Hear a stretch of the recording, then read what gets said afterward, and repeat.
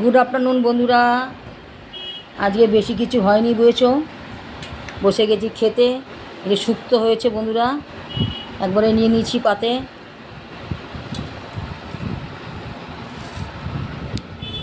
আর হচ্ছে তোমার গাঠি দিয়ে আলু দিয়ে চিংড়ি মাছ দিয়ে তরকারি, আর সাথে আছে চাটনি বুঝেছো। চাটনিটা তোমাদের আর আমি দেখালাম না। এই চিংড়ি মাছ, এই হচ্ছে আজ দুপুরে খাওয়া দাওয়ার পর্ব। তোমরা কী দিয়ে খেলে অবশ্যই কমেন্টসে জানিও। আমি তো এই দিয়ে খাওয়া দাওয়া করছি।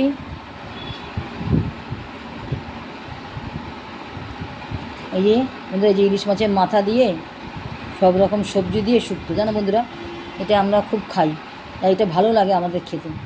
তোমরা একদিন করে খাবে, দেখবে ভালোই লাগবে।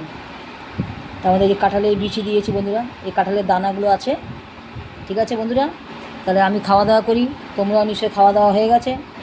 চলো, টাটা, বাই বাই।